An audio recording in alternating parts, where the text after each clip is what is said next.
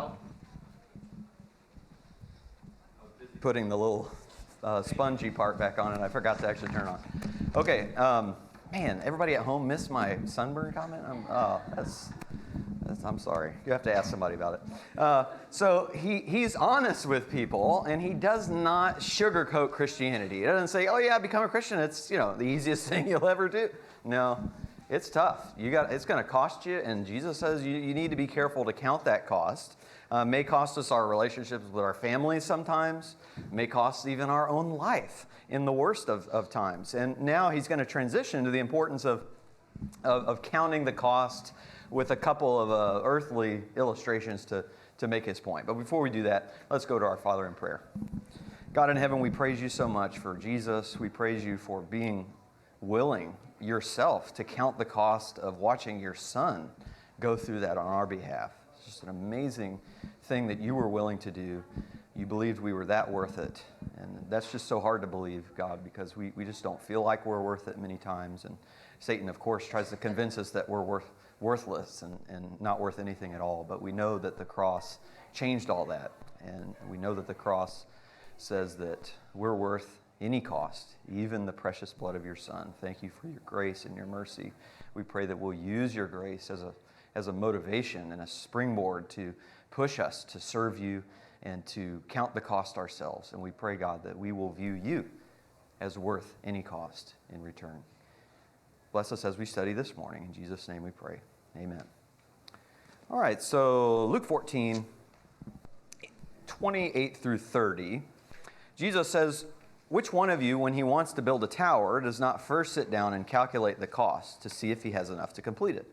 Otherwise, when he's laid a foundation and is not able to finish, all who observe it begin to ridicule him, saying, 'This man began to build and was not able to finish.'" So I don't even really need to explain this to you all because you live in Orlando. Every time you see the I-4 eyesore, it is a reminder of the truth of Jesus' words. The Majesty Building, as it's called, the construction on that tower started in 2001. It was supposed to be finished in 2 years. It is 20 years later, and it is not done still.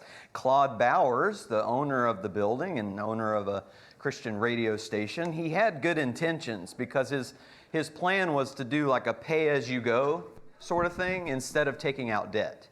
So, noble intentions to stay away from debt, but he didn't really count the cost of how much it would really take to do a pay-as-you-go thing. And he didn't count the cost of not having enough contributions, to get that building built. He didn't count the cost of rising construction costs. He didn't count the cost of all the construction that was going on I-4 that would actually hinder a lot of their work. And so for decades now, the building and the owner have opened themselves up to all kinds of mockery and funny memes of all kinds, some of which I really wanted to share with you. But then I thought, you know what, it's probably not kind and not prudent as a preacher to lead the local church in a mockery session. So I won't do that. But it really makes Jesus' point. This whole quarter really is about being committed to spiritual growth. It's about making a commitment to being more like Jesus, to be more spiritually mature, and that commitment is going to cost us something. And Jesus really wants to think about what that's going to cost and what that's going to take. Well, let's keep reading here in verse 31 and 32. He gives another example.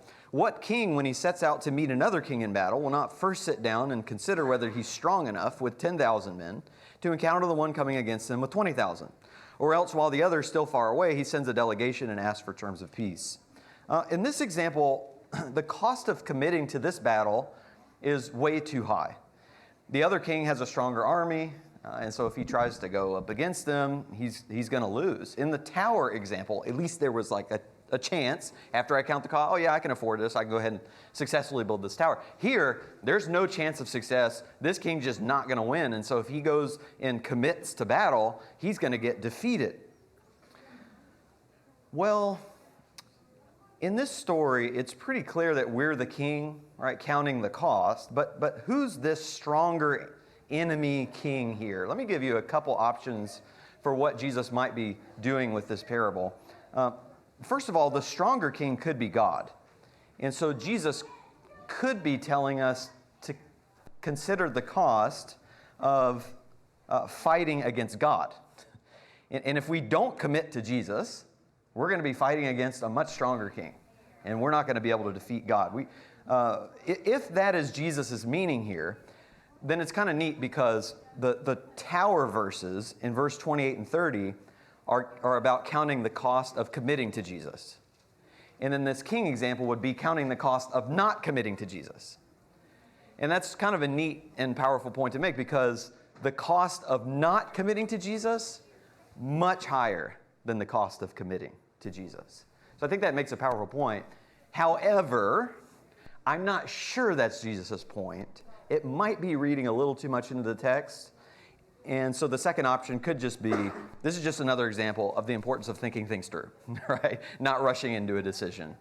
And maybe that's all Jesus' point is. The first point's kind of interesting. I just want to be careful, not assuming I know that's exactly what Jesus was getting at, when maybe it's just simpler. Either way, we'll need to count the cost of committing to our plan for spiritual growth here at PSD. It's going to cost us energy, time, focus, and even money. So let's talk about the time and energy cost first this morning, because maybe we don't have energy for God anymore. We don't have any sort of zeal for God. Maybe we've lost our zeal for Him. In Titus chapter 2, if you look in Titus chapter 2,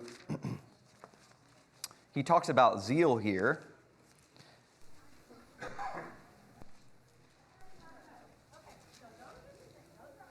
In Titus 2, he says that Jesus gave himself for us, verse 14, Titus 2:14, Jesus gave himself for us to redeem us from every lawless deed and to purify for himself a people for his own possession, zealous for good deeds. And another great zeal passage is in Revelation 2:5, where he talks about the Ephesian Christians who had lost their first love. So here's the first question this morning. What are some factors in life that can cause us to lose our zeal for God, to lose our first love, if you will? We got the two microphone runners, so whoever wants to go first, just raise your hand high. All right, got Terry down front. Also, I'm sending you these questions days in advance, so this should not be the first time that you're thinking about these. Terry? Too busy in secular affairs. Okay. Work, family, and keeping up with the Joneses. That'll definitely detract from spiritual matters. Yeah, really good. Yeah, so you're just distracted by the world. You love the things in the world. You know, you're chasing money. You're watching the same movies, watching the same TV shows, doing everything that the world does, essentially. And what that does is you stop valuing the things that God values. And so now you don't have much in common with God anymore. When you don't have anything in common, it's hard to be really passionate about that relationship. Yeah, Emery? Very much like that. I had focus on the physical rather than the spiritual. Yeah. Just what you were saying, Terry. And perceived hopelessness. Okay. That you may think that things are hopeless, but really God's there. Okay. Yeah. Really it's just good. that right now in the physical world, you may be suffering. Yeah, good. Yeah, so sometimes the focus on the physical is not necessarily just about, chasing material goods, but it could just be, I'm just not seeing things from God's perspective, and I'm having, horrible problems in my life, maybe even health issues. I have now learned the really devastating nature of chronic pain and how it can literally change your personality and really your zeal for anything or anybody in life at all. So that's all very real. All right, Ramona? I think sometimes losing a loved one that you've prayed so hard for. Oh, yeah, losing a loved one. And also maybe war Okay. when it's brought on innocently. Okay, yeah. So war, losing a loved one, and of course that's kind of connected to, we prayed about it. We prayed that God wouldn't allow this loved one to die, and God didn't answer us the way we wanted to. So yeah, that can definitely make us cold. Bobby? I think lack of daily maintenance in our own spiritual lives, like reading the Bible, praying daily, Yes. meditating, with God to realize, just our commitment to Him and our passion for Him. Yeah, absolutely. I mean, if you neglect Bible reading and prayer, really, we're just not communicating with God at all. I mean, think about you're married, and you just decide, well, I'm just going to stop talking to my spouse and stop listening to my spouse. I mean, that's not going to go well for very long, right? No, we need to be in regular communication with our spouses. Same way, when we're reading God's Word, we're hearing Him speak to us through the pages of His Word. And then when we pray, we're speaking to Him. We're keeping that line of communication open and strengthening ourselves in the Lord. Jeff Hunt texted in, convincing ourselves that no one is interested in God. Yeah, so maybe there's a little bit of discouragement evangelistically. Nobody's really interested, and so why am I that interested? Maybe I'm the one that's wrong here. And that's really good. Who was next on the mic? Okay, I see. Okay, Mary and then Anna. Well, I put down guilt and always feeling like we're not good enough, that we always need to do more no matter how much spiritual growth we do. We can just get tired. Yeah, you get tired, burn out. Our spirit is willing, but our flesh is weak. And sometimes it just wears us out when we put others first all the time, right? Or resist temptation all the time. When Satan just seems to be bombarding us, we just, Paul has to say in Galatians, I think it's chapter 6 or 5, do not grow weary in doing good, because he knows we do just get tired. Anna? A little bit of what Ramona said, but children who have left the faith and have estranged themselves for you. Okay, yeah, so if you have adult children who grow up and leave the faith, that can really hurt us and our zeal for God. Chris? This is probably so obvious we didn't think to say it, but sin. I mean, it's almost, in some ways, the purpose of sin is to separate us from God. Yeah, exactly. Sin corrupts our heart and distorts our purpose and keeps us from really appreciating, God. I love what David says after his sin in Psalm 51. He says, create in me a clean heart, O God, because he recognized that sin just corrupted everything. Larry? Yeah, there's no doubt we live in a fallen and corrupt world, and we have the example of Lot. His righteous soul was vexed day by day, night by night with the stuff going on around him. We don't have to venture very far. And in my life, I see stuff.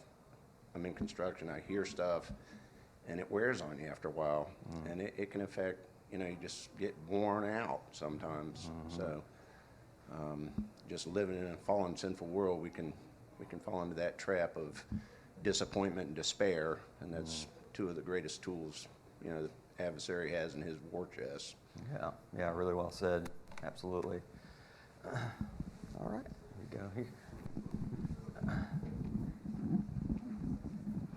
I think it's easy right now for politics to become people's everyday religion because it's so divisive. Yeah, definitely. Politics is divisive, and honestly, this is really a great place for self-examination, because I see it sometimes in myself that I get more zealous for politics than I do for God.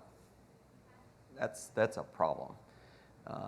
And so we have to really make sure our priorities are straight on that one. And some of it kind of goes to what Larry was talking about and what Emery was talking about. Just you're hearing about all this just nonsense going on. And it just frustrates you and discourages you and makes you feel hopeless sometimes and loses zeal. Yeah, really good. So let's go positive here and talk about did we have one more? I'm sorry. Debbie, I didn't even see you. Go ahead. It's okay. I was going to say conflict or disagreement with other Christians or perceived hypocrisy. Okay. Yeah, really good. Sometimes you just get in these conflicts with your brethren, and we've had classes on that in this quarter, because we know that's a very real thing, and it can really discourage you when you are mistreated by somebody who's supposed to be your brother or supposed to be your sister in Christ. Yeah, that's really good. All right, well, let's turn positive now and bring the group back up now that we've depressed everybody thoroughly. What are some ways to regain our zeal, right? Because this is not something that, has to just die. It's something that could be rekindled and renewed. What are some good ways to do that? I realize some of the answers will just be the opposite of the last one. Don't let politics do this. Don't, I get that. All right, Chris? I was thinking about this recently. Far too often, in my own life, I've turned to trying to regain my zeal or studying more when I'm in hardship to find comfort. But it's better you need to be habit forming, just like when we brush our teeth. And just like when we brush our teeth, we can fall into bad habits. I went to the dentist recently, and they weren't happy with me. So we all have these habits we need to form. And I found that by having a ritual of studying daily, something I do right before I go to bed, has helped to become habit forming in a way that helped me in improving zeal. Yeah, that's really good. Yeah, just making it a daily habit to be in God's Word, to be devoted to Him. Because when it becomes a routine, then it's not really negotiable anymore. It's just like, oh, this is just what I do. This is just who I am. It's not like a bonus. Like, do I have time to talk to God today? Like, no, it's just like I just talk to God today. That's what I do every morning, or whatever it is for you. I just read His Word, and it's a habit. Yeah, that's really good. Debbie? Doing things for other people. When I was in college, I had gone forward because it's a little hard when you're young and out there on your own, living away from your parents and that sort of thing. In the church I was at, there was a elderly woman who started inviting me to lunch, and she was making me cookies and really sweet things. And she said she had been sad because she lost her husband, and she said, I've been thinking about myself for so long and my sadness, and she just sort of change that energy. And I think if you start to look outside yourself and how you can help other people, that it can get you out of your own. Yeah, that's really good. Yeah. That's a really good point. Yeah, Jesus says, where your treasure is, there your heart will be also.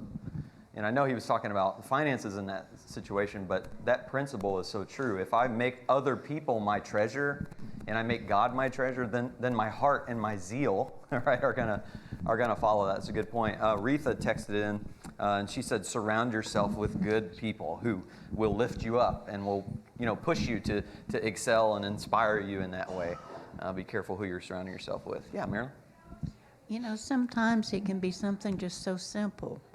I know Adam Wellington one time spoke about go outside, raise your hands to heaven, look at His creation, feel the love and connection that God has for us by what He does for us.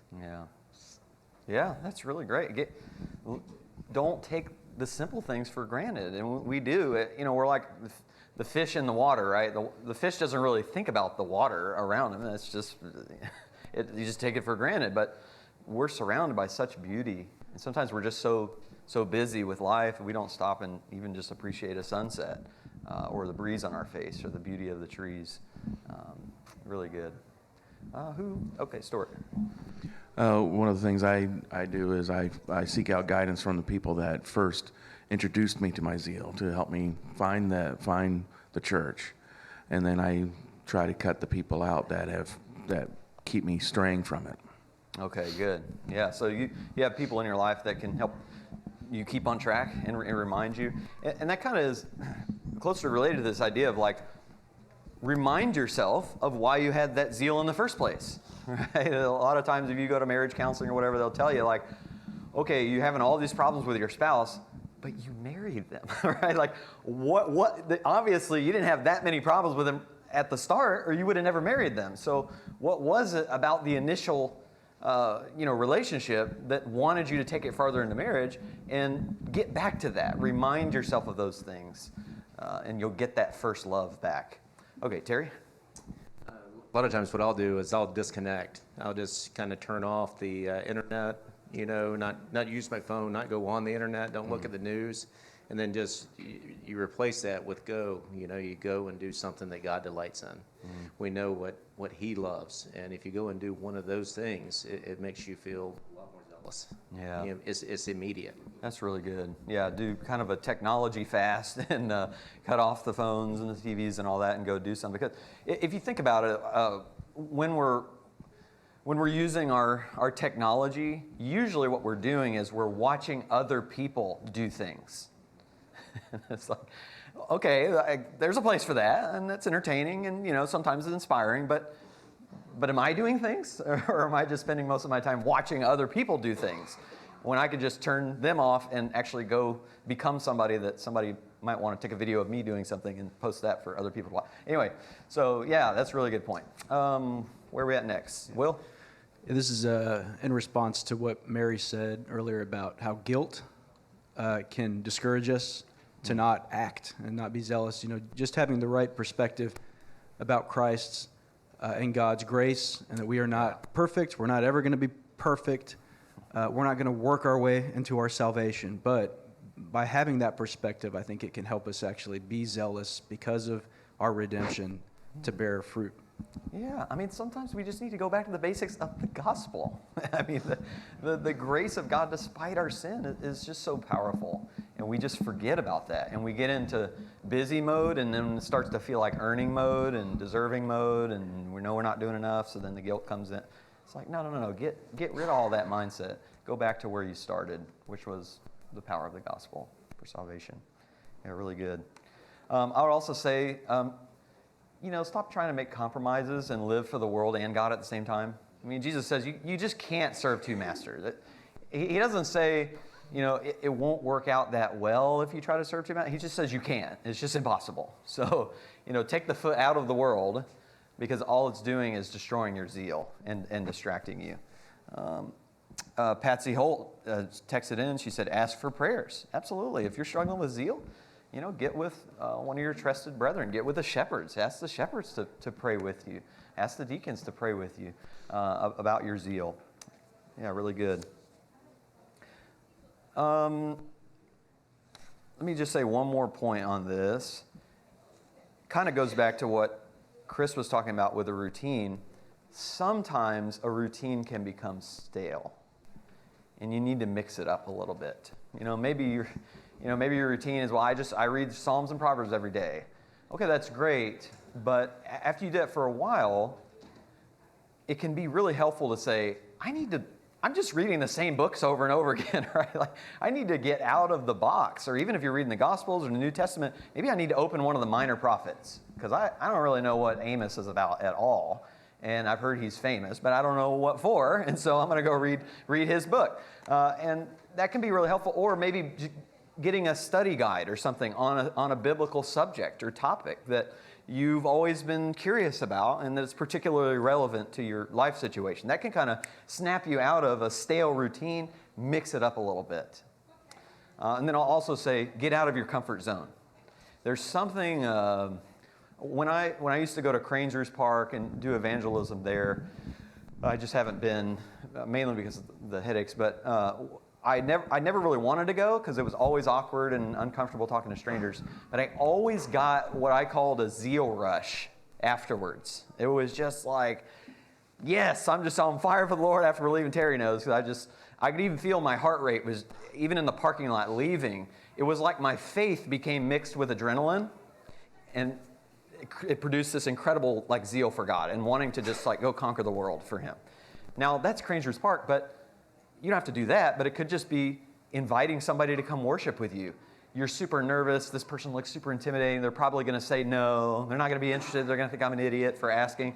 But you do it anyway. You get a zeal rush from that. It's just like, oh, yes, that was scary. I took courage, but I put myself out there for God, and that actually sparks more energy. And I think that gives us some mindset into Paul, because I'm like, how in the world did Paul, keep going? How did he keep doing all the stuff that he did when he faced so much, hatred and all that? And I think Paul's life was just one giant adrenaline rush for God that continued to push him forward and to keep him excited about God, even though it caused him pain and suffering. All right, Catherine, and then we'll move forward.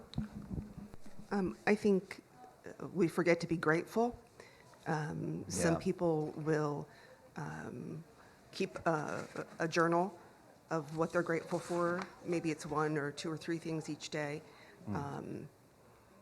Maybe the first thing when you wake up in the morning before you even get out of the bed, thank you, God, for this day and all the gifts that you give us. So Yeah. and then through the day, you may just periodically say, you may have a lovely lunch with a friend. Thank you, God, for giving me this friend. So we forget to be grateful, and maybe we can make ways to remember. Yeah. That helps, I think. Yeah, that's really good. Yeah, Paul says, in everything give thanks. There are things we just have to be thankful for that we just don't thank God for because we don't think about it. We take it for granted. That's a great skill to develop. Look in Revelation 3. Let's talk about something a little different here. But I hope you were encouraged by that discussion because it shows us that zeal, even after you lose it, is something that can be regained. It can be, re-sparked and kindled. And for those of you who are in your marriage and you feel like our marriage is stale and this relationship is just not, going well, that can be your zeal for your marriage, for your spouse can be rekindled too. It takes work, but you can do it. So be encouraged by that. Well, Revelation 3, he talks to the church in Laodicea in verse 14 to 17. Verse 14, to the angel of the church in Laodicea write, the Amen, the faithful and true witness, the beginning of the creation of God says this, I know your deeds, that you are neither cold nor hot. I wish that you were cold or hot. So because you are lukewarm and neither hot nor cold, I will spit you out of my mouth. And because you say, I am rich, and I have become wealthy, and have need of nothing, and you do not know that you are wretched and miserable and poor and blind and naked. He says, we'll continue verse 18. I advise you to buy from me gold refined by fire, so that you may become rich, and white garments, so that you may clothe yourselves, and that the shame of your nakedness will not be revealed, and eye salve to anoint your eyes, so that you may see. Okay, so before our Revelation class last year, I used to think this passage was primarily about a zeal scale from hot to cold. And so if you were cold, well, that means you had no zeal. And if you were hot, well, then you had, a lot of zeal, and the lukewarm were just kind of like mediocre, indifferent zeal. But actually, in this section, Jesus presents both hot and cold as a good thing. So cold cannot mean no zeal, because Jesus says, I want you to be cold, or I want you to be hot. I just don't want you to be lukewarm. What he's doing is he's playing off the language of drinks and beverages. And there are some drinks that are really good cold. And there are some drinks that are really good hot, but most drinks just aren't very good if they're just lukewarm. It just makes you want to, spew it out of your mouth. And that's what he's comparing this congregation in Laodicea to. So it is true they lack zeal for God, but a more accurate description of their problem is that they become useless because of their distraction by wealth. They were a very wealthy city. And they took pride in their wealth. In fact, in the year AD 60, there was an earthquake, and they refused to take money from Rome. And they were very prideful about that. We rebuilt our own city. We didn't need their money. We got plenty of money on our own. We don't need any help from anybody. Well, they also had a medical school there known for eye treatment. They were famous for their production of these, luxurious black garments made from the black sheep in the area. So they're rich. They have great eye care and amazing garments. But Jesus tells them, actually, you're poor and you're blind and you're naked. So he hits them with all the opposites. They were suffering from what one documentary writer described as the problem of affluenza. It's not influenza, it's affluenza. She defined it as, quote, an array of psychological maladies such as isolation, boredom, passivity, and lack of motivation engendered in adults, teenagers, and children by the possession of great wealth. It is an unhappy condition of overload, debt, anxiety, and waste resulting from the dogged pursuit of more. Sounds like America to me. Luke 14, Jesus was very anti-affluenza, and that passage that we started with in verse 33 when he said, none of you can be my disciple who does not give up all his own possessions. So here's the next question. What are some ways to prevent being made useless to God by wealth and comfort? Because this is a major temptation for us here in America. And while you're thinking, I'll share this kind of funny but sad experience. I typed into Google how to keep wealth from leading you away from God. And the number one search result came back, 6 keys to guarantee biblical wealth and prosperity. I was like, you have completely missed the point. And you've also made my point. That it was like Google just, wealth? Did you say wealth? Oh, yes. Oh, did you say God? Yeah, God wants you to be wealthy. No, stop it. That's not what I asked. In what ways can it lead us away from God was what I was asking. So how do we prevent being made useless by wealth and comfort? Who wants to jump in first on this one? All right, we got Mary here.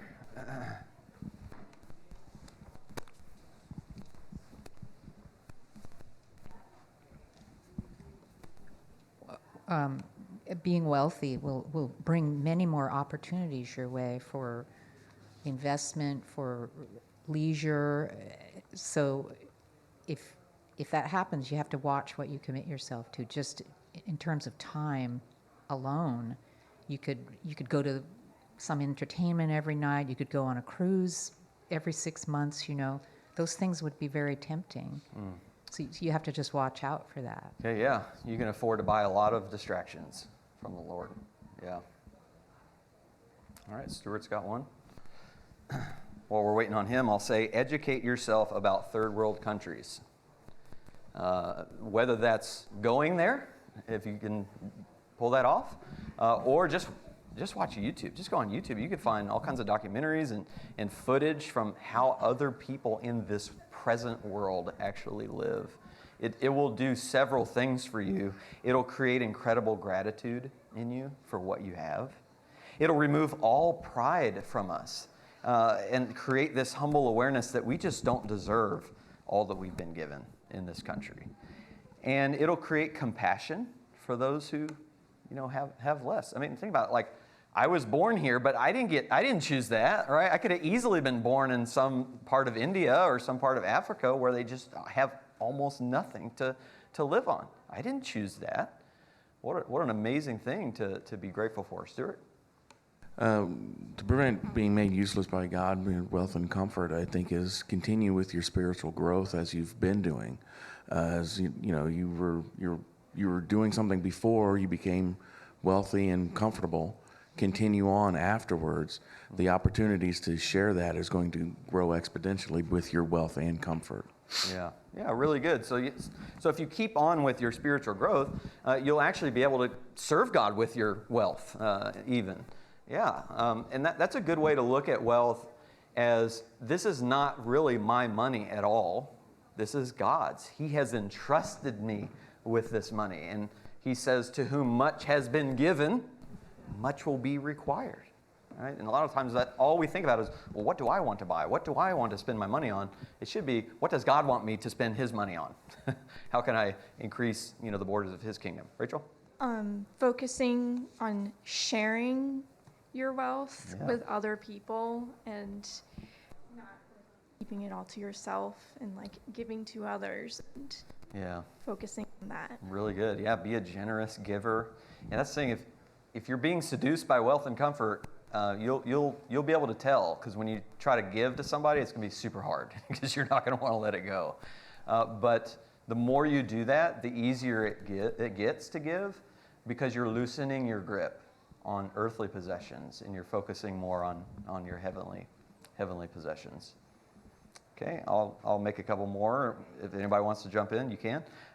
Do things that are physically uncomfortable on purpose. So if you want to not get addicted to comfort, go do uncomfortable things. And maybe that's as simple as, I'm just going to go for a walk, around the block. And I'd much rather sit in my lazy boy, right? Because it's perfectly shaped to my body. My body has been molded into my lazy boy, and it's just so hard to get up. So even just getting up and going for a walk, I'm telling myself no to comfort and yes to something that's better for me than comfort. There is a time for comfort. There is a time for rest. There's a time for relaxation. But training myself to say no to comfort sometimes is super helpful. It could just be, I really want this juicy burger and this giant piece of cake. It's going to be great. But I'm going to tell myself no and have something healthy. Not because it would necessarily be wrong for me to eat those things. It's just, I don't want to be enslaved to my feelings and how I'm feeling in the moment. So I think that's really helpful. I thought I saw somebody had, okay, Bobby? I got a couple texts. I think analyzing like our time commitment, everything requires a time commitment, and like you're just ramming your brain like a computer. And so things you do and wealth and comfort, you have to be careful that your time is not committed to all those things, because it's going to take up part of your energy for God and just how you're consumed by that. You have to be very, very careful with that. Yeah, definitely. Yeah, it can become an endless pursuit of more, and it takes up more and more of our time as well. All right, Will, and then Catherine's got one. Prioritizing. It's one of the hardest things I've ever had to learn. So prioritizing what's most important, categorizing what things you have to do throughout the day that would help God first, then you help yourself. Okay, yeah, making priorities. So important. Jeff texted in, give thanks to God for your wealth. You know, that's a wonderful thing to be grateful for and give him all the credit for. Yeah. Catherine and then Dwayne. More on the comfort end of it, if you're doing for others, then that slight discomfort makes you stop and think about the wealth aspect. So it can be something grand. It can be doing for others, enlisting in the military to serve your fellow man, or it can be something as small as volunteering at the animal rescue, you know, because the more you do those things, the more you're willing to give up your wealth because you see the value in it. Yeah, really good. Yeah, I mean, it doesn't have to be, you know, some major thing, but any time, usually wealth makes you feel like this life is all about me, because I can afford now to buy everything for myself and to do everything for myself now. And so you have to make these purposeful choices to say, no, I'm going to do something that's not about me. Dwayne? Yeah, Jesus told the rich young ruler, go sell all that you have and follow me. I mean, that's an extreme example of that, of what Jesus says. You want to make sure that you are following me, you might have to sell all that you have in order to do that. And one thing we've already sort of talked about as well that has a biblical example is the rich man and Lazarus, is noticing people who are less fortunate and helping them. Yeah. So sometimes we have a tendency of driving by those people or ignoring them. This is right outside the guy's gate, and so it's easy for us to not notice other people who are suffering. So taking the time to notice other people who are suffering. Yeah, really good. Yeah, notice others that are suffering. And when you have that gratitude to God, then you are going to be more likely to help others. Because you'll say, look, God has been so generous to me, I want to go and be generous to this other person. Whereas if you have this pride and you're like, oh yeah, I earned every penny of this and this is all my money, then when you look at a poor person, you start to blame them and say, well, look, if they only worked as hard as I did, they wouldn't be in this situation. It's their fault. They should have thought of it. I mean, come on. That's not grace. That's not the way God treated us. We didn't really earn what we have. God allowed us to earn that. Let me also say, teach your kids that experiences are more important than possessions. You know, it's fine to want to buy your kids nice things, but some parents think, well, instead of spending time with my kids, instead of spending quality time, I'll just buy them everything they want. I'll never say no to them. That's a horrible message, because one, that teaches your kids that yes, life is all about you and you never have to say no to yourself, but it also sends the wrong message that your possessions are more important than your connections with other people. So it's a difference between a father, buying his son, spending hundreds of dollars on the Sandbox 3000, right? And it's the fanciest sandbox in the neighborhood. And a father who says, hey, let's grab a hammer and nail, son, and let's go build the sandbox together. And it's not going to be fancy. It's not going to be like the Joneses sandbox, but it's going to be so much more valuable because of that time that you spent with your child. That's a much better lesson. Don't use wealth as a shortcut all the time. Yeah. I would say just because you have wealth now doesn't mean you're always going to have it either. Yeah, really good. So, hold it lightly, because the Psalms and Proverbs say it can just fly away, like a bird.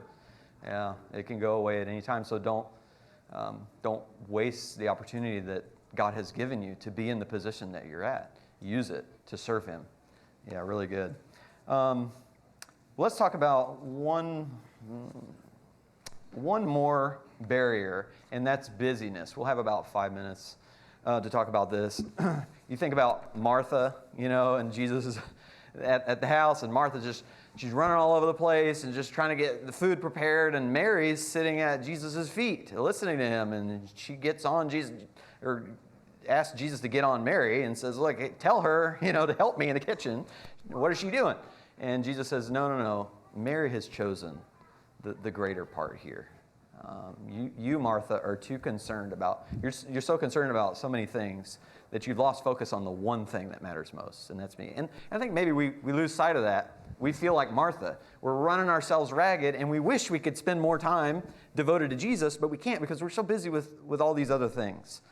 And we'll probably have to continue this on Wednesday, but let me say this too, being busy in and of itself is not a bad thing. God designed us to be active, to be creators like He is in His image, to bring chaos out of disorder and life out of death. God understands we go through busier seasons of life sometimes. You have these fluctuations in your busyness depending on life circumstances. I mean, those of you with young kids right now, you're probably feeling that busy season more than others. Even Jesus got so busy sometimes that He didn't even have time to eat. And His disciples had to try to break Him away from the crowds to get that time. On the other hand, sometimes people swing to the opposite extreme and have way too much time on their hands. They're just really not doing much for the Lord. And so the point here is not to vilify all busyness or to vilify all rest and relaxation, because there's a time for that as well. But to seek balance in this so that we're not running ourselves ragged, even with spiritual/church-related activities, because that can happen too. So we've got a couple minutes, and we can maybe continue this on Wednesday. But anybody want to weigh in here on some ways to balance our schedules so we don't feel so busy all the time?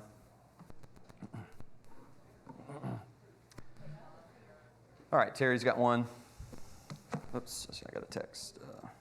Okay, Retha says, pencil our time for God into our calendar. Yeah, just like we would any important appointment. Yeah, work our schedules around that date and time. Really good. Terry? Work can become an idol. Okay, yeah. Work can become an idol. Very good. Mary? I said what Bobby said in an earlier question, take stock every week. It was very surprising to me when I started making checklists and putting in times when I was going to do something to find how much time it took me to do certain things. That's good. So just be aware. So make a time budget, right? It's like when you make a budget for your money and you find out where every dollar's going, it can be shocking how much money you're spending on XYZ. Same thing for our time. Yes, sir. Just learn how to say no. Oh, very good. Every now and then you just have to say no. Learn how to set boundaries. Don't have time. Good. Learn how to say no. Learn how to set boundaries. Sometimes we're trying to say yes to everybody, to please everybody, but that doesn't go well because sometimes you get so busy because you said yes to everybody that even if you show up, even if you remember to show up, right, you're just not really fully present because you're just so frazzled. Let me throw this one in. Don't compete with other people's schedules. All right, you're a unique person, unique life circumstances. I used to beat myself up and shame myself all the time for not being like Mark Roberts, a preacher friend of mine in Texas. I've never seen a busier schedule. The guy preaches 2 sermons a week. He teaches 2 classes a week. He records a podcast every Monday. He goes on a couple gospel meetings a year. He teaches at lectureships. He hosts preacher training every year for people like me. He's written several books. He's a contributor and editor for a monthly Christian magazine called Pressing On. He leads a monthly book club, and he still finds time to have fun and go on vacation with his friends and family and his grandkids. I just don't get it. But it makes sense why those who know him, they compare him to Tigger. And he knows that. He's got Tigger like coffee mugs and Tigger stuffed animals in his office. And I just had to come to accept the fact that I'm more like Eeyore and Pooh, right? I'm Pooh, I'm not Tigger. And I just have to stop trying to be like Mark and start focusing on my own unique productivity goals and not get so caught up in the comparison game. Thanks so much. Appreciate that. We might continue a little bit of that on Wednesday.